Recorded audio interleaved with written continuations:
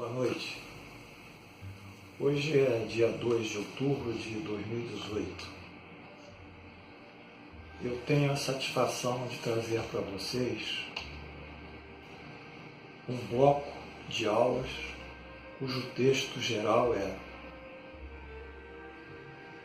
Visão Espírita do Momento Social Brasileiro, seus efeitos políticos.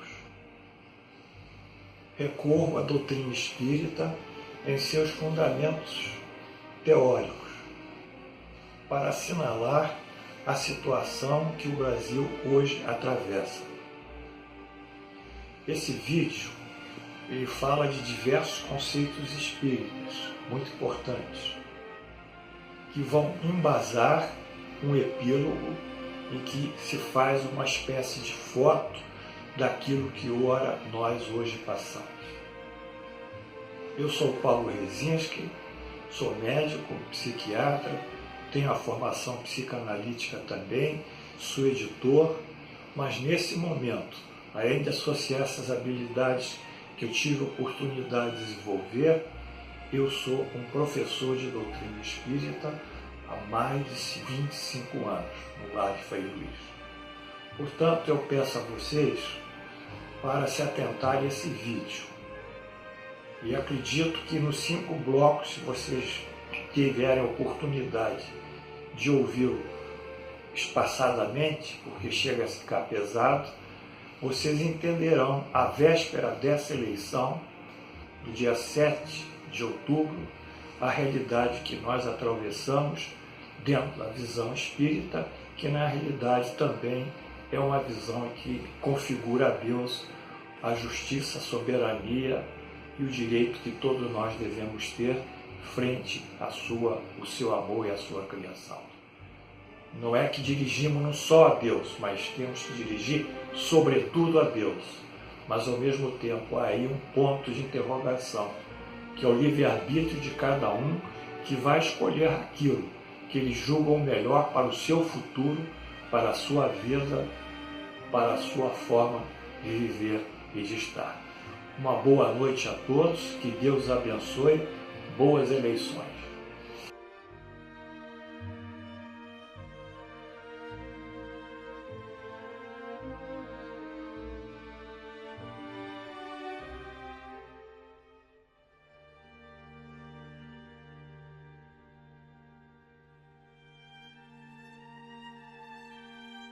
Na criação divina, quando Deus cria matéria, cria energia, seja em que plano espiritual isso ocorra, aqui na Terra, no plano lá espiritual mais avançado, ou em N planos espirituais, quando Deus cria os fundamentos, que é energia, matéria, tempo, movimento, são qualidades divinas, são leis básicas da física, tá? Matéria, energia, tempo, movimento e massa. Mas massa é matéria. É isso. Não passa mais do que isso, a física. Quando ele cria esses valores, ou esses fatos, ele tem que regular isso. Porque isso não pode ser criado sem um mecanismo regulatório. Então, ele cria o que ele chama de princípio inteligente. Está claro? Vocês têm que aprender isso, senão vocês não vão ser meus alunos. Eu vou sentar aqui no banco e vou chorar. Se você não sentar aqui nesse degrauzinho, eu vou chorar. Vocês têm que aprender isso, por Deus. Vocês não podem ficar nesse fanatismo que está aí, assolando as casas espíritas. Isso é péssimo para vocês. Péssimo, no sentido de evolução e de felicidade. Enfim, então, quando Deus criou esse princípio inteligente, esse princípio vai regular o quê? O átomo, a partícula elementar da matéria, que são lá umas partículas infinitesimais, o elétron que vai orbitar em torno do núcleo do átomo, com uma distância x, com uma carga determinada, eletromagnética. Então, tudo na vida, desde o princípio do átomo, que é a parte mais menor da matéria, a terra lá em cima, o homem, tudo tem um um elemento regulador. A própria biologia é regulada, a nossa biologia, a alimentação, a nutrição, a excreção, etc., metabolismo, tudo. Então, esse princípio inteligente, ele, quando ele se encaixa sobre si mesmo nesse processo, porque ele é criado para regular, mas quando ele se atua sobre si mesmo, isso não foi muito bem explicado ainda, ele, princípio inteligente, atua sobre o princípio inteligente, ele cria 3 condições novas. 3. Ele toma consciência de Deus. Ele diferencia o bem e o mal. Ele avalia as consequências das suas ações, seus efeitos. Ele se torna, tem a consciência de Deus, diferencia o bem e o mal e se torna um ser consequente. Sabe o que é isso? Qual é o seu nome? Edmilton, sabe o que é isso? Esse ser que tem consciência de Deus na individuação do princípio inteligente, diferenciação do bem e do mal e consequência das suas ações. Sabe quem é isso? Espírito. Aí que se forma o espírito. O espírito é formado da individuação do princípio inteligente. Aí um ser inteligente se forma, que é o espírito. E o espírito é nada mais que uma inteligência, uma luz. O espírito não tem forma. Ele tem uma forma que os dizem, apareceu, mas isso é o perispírito. Isso é um corpo energético que ele forma com o pensamento dele. Igual nós formamos com a nossa memória uma imagem do passado. Não precisa. O fantástico existe dentro de nós, em todo momento. O imaginário também. Então, esse princípio é o ponto fundamental da nossa existência aqui e da nossa proposição de realização. Por isso que ele diz, o professor aí, o meu professor diz,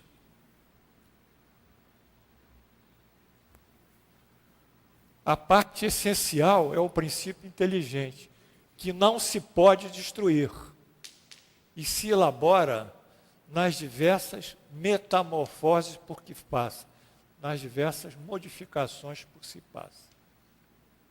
Ou seja, à medida que ele vai se modificando, esse princípio inteligente, nós vimos apenas o epílogo dele, que foi a formação do espírito, mas antes disso, lá no mineral, depois no vegetal, depois no animal, ele vai dando formas com a sua inteligência. E chega ao ápice quando se torna o ser inteligente que nós somos. E o ápice dos ápices quando nós temos a consciência plena do bem e realizamos o bem. Então, pessoal, não tem fenômeno, não tem essa coisa de fenômeno. Parem com isso, por favor, de cura. Não é isso que vai dirigir a nossa mente. Entende, Valtinho? Bem, eu acho que vocês entenderam a destruição, né? E o Edmilson entendeu o que é o princípio inteligente. Não foi, Edmilson? É? Tá bem, vou botar o óculos. Vamos lá.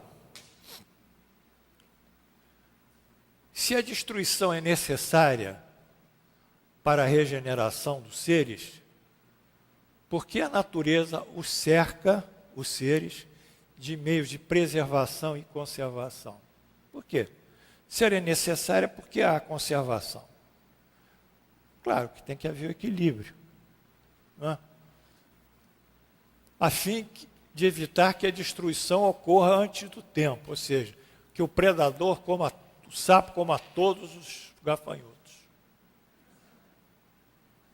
Toda destruição antecipada entrava o desenvolvimento do princípio inteligente. Aí, essa lei divina, esse mecanismo de regulatório, ele não pode atuar, ele vai ser atrasado. Foi por isso que Deus concede a cada ser a necessidade de viver e de se reproduzir, para que haja uma harmonia entre a destruição, a reprodução, a conservação e a reprodução. Ou a reprodução, a conservação e a destruição. Isso é muito conceitual, é muito inteligente, interessante que o Espírito diz. Bom, quando eu disse que o Espírito comunicante diz que toda destruição antecipada entrava o desenvolvimento do princípio inteligente, o que é isso? Esse princípio inteligente, quando eu disse, ele regula, dimensiona, quantifica, né? Regula, dá a dimensão, dá a massa, etc., estabelece as leis biológicas, físicas, químicas, leis da criação. E eu disse, o princípio inteligente é a criação de Deus, que através de sua inteligência cria, por sua vez, esse elemento regulador, que é o princípio inteligente, e que tem o seu tempo certo, tem o seu timing, o seu temporizador para agir. Então, a Glorinha vai entender isso.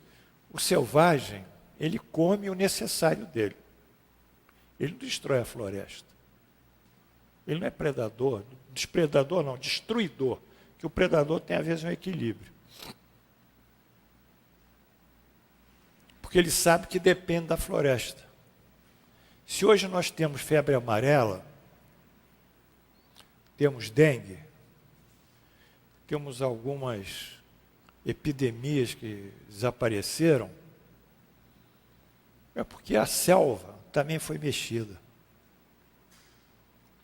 Quando você mexe no ecossistema, ou num bioma, que é uma coleção de plantas, florestas, etc., você desequilibra a temperatura, a umidade, a luminosidade daquele sistema.